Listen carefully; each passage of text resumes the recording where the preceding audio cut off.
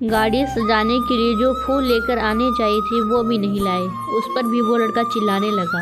हर छोटी बात पे वो चिड़चिड़ापन करने लगा और ये सारी बातें जाकर लड़की की बहन ने लड़की को सुना दी।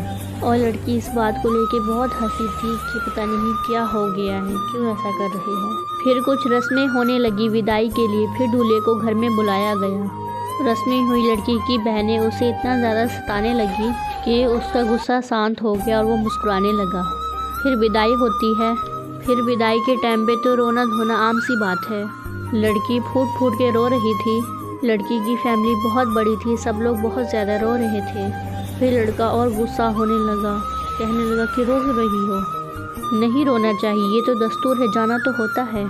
ऐसे करके वो लड़की को जल्दी ले जाने की कोशिश कर रहा था। लड़की को वो अपने घर लेके आता है। लड़की का बहुत अच्छे से वेलकम होता है, सब लोग उसका बहुत अच्छे से स्वागत करते हैं। लड़का लड़की बहुत खुश होते हैं। ये लोग जीवन की एक डोर में बंध गए थे। इन लोगों का प्यार जो था लव मैरिज हो सकती थी, इन्होंने इसको बहुत अच्छे तरीके से अरेंज मैरिज में तब्दील किया। फिर होता यूँ है कि पहली जुमागी आ जाती है। लड़की वाले आके लड़की को ले जाते हैं अपने साथ और लड़का इस बात पे बहुत ज़्यादा गुस्सा होता है। कहता है कि तुम मुझे छोड़कर जा रही हो, आखिर अभी कितने दिन हुए हैं और चली जा रही हो। तो लड़की कहती है कि नहीं, ये तो रस्म है, मुझे तो जाना होगा, फिर लौट के आपके पास ही आऊँगी। लड़का उसे बहुत ही सख्त दिल से कहता है कि ठीक है, चलो तुम जाओ। और लड़की के बाबा उसको लेकर जाने लगते हैं और उसी गाड़ी में लड़का पीछे की तरफ बैठ जाता है, जो कि लड़की को नहीं पता होता है कि लड़का भी पीछे है। और जब अपने घर उतरते हैं तो वहाँ पे क्या देखते हैं कि पीछे लड़का है। जैसे ही लड़का लड़की एक दूसरे को देखते हैं, दोनों हंस पड़ते हैं। लड़की को यकीन नहीं होता कि वो उसके पीछे इतना पागल हो चुका है कि जुमागी के लिए अपने घर आई है तो ये उसके साथ चलाया, जबकि किसी को नहीं पता था। फिर 2 दिन वो अपने ससुराल में रहता है, फिर चला जाता है और लड़की से कहता है कि बस जल्दी आ जाना। रस्में रिवाजें सब ख़त्म हो गई। 2 महीने गुजर गए इन लोगों की शादी को और फिर गुड न्यूज़ आई कि लड़की प्रेग्नेंट है। ये बात सुन के सबके खुशी की लहर दौड़ गई। लड़की के घर वाले इतने ज़्यादा खुश हुए, लड़के के घर वाले इतने ज़्यादा खुश हुए।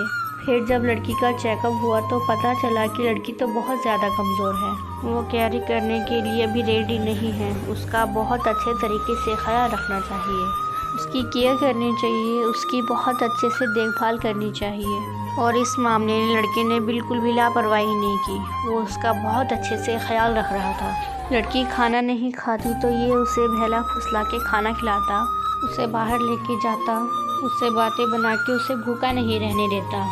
बहुत ज़्यादा ख्याल रखता था वो दोनों इतने ज़्यादा खुश थे एक दूसरे के साथ, उनकी खुशी का ठिकाना नहीं था।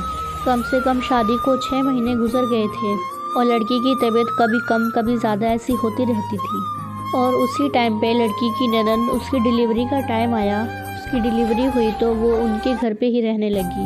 एक दिन उसकी ननद ने इस लड़की को बोला कि भाभी मैंने कुछ बनाया है, आप खाओगी? तो इसने बोला कि नहीं, मेरा मन नहीं करता, मैं नहीं खाऊंगी, आप खा लीजिएगा। बस इतनी सी बात थी। कहते हैं ना कि घर में जो बड़े बूढ़े होते हैं कि अगर बहू किसी चीज़ को मना करे तो वो उसे अलग वे में लेके जाते हैं। तो इनके घर में भी इनकी आंटी सास थी, जो कि इस बात को इतना बड़ा इशू बना दिया कि उसने, लड़की की जो आंटी सास थी, उसने उसे बहुत बातें सुनाई, यहाँ तक कि उसे गालियाँ भी दी और बहुत ही बुरा भला कहा। और ये सब सुन के चुपचाप लड़की अपने कमरे में चली गई और रोते हुए बैठ गई। उसे बिल्कुल अच्छा नहीं लग रहा था, क्या कह सकती थी वो। 6 महीने की दुल्हन थी और प्रेग्नेंट थी। उसकी हालत इतनी ज़्यादा नहीं थी कि वो किसी से बहस कर सके। और उसी वक्त होता यूँ है कि उसका हस्बैंड आ जाता है, यानी ये लड़का, और आके उसको देखता है कि वो रो रही है। उससे बार बार पूछता है कि क्या बात है, तुम क्यों रो रही हो? अभी तो छोड़ के गया था तो तुम अच्छी खासी थी, इतनी देर में क्या हो गया है? लड़की उसे कुछ नहीं बताती, कहती है कि नहीं, कोई बात नहीं, कोई बात नहीं। लड़का बहुत ज़्यादा पूछता है कि बताओ क्या बात है, अगर तुम नहीं बताओगी तो अच्छी बात नहीं होगी। वो कुछ नहीं बताती, वो बाहर जाता है, सब पे गुस्सा करता है, सबसे पूछता है कि आखिर हुआ क्या है, वो क्यों रो रही है, उससे क्यों रोना आ रहा है, कोई बताएगा मुझे आखिर हुआ क्या है।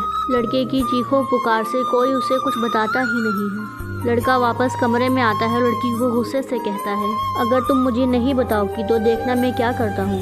लड़का बहुत ज़्यादा गुस्से में होता है और लड़की ये देखते हुए उसे सब सही सही बता देती है रोते हुए। कहती है कि उन्होंने ऐसे बोला, मैंने ऐसे बोला तो वो मुझे गालियाँ देने लगी, मुझे बुरा भला बोलने लगी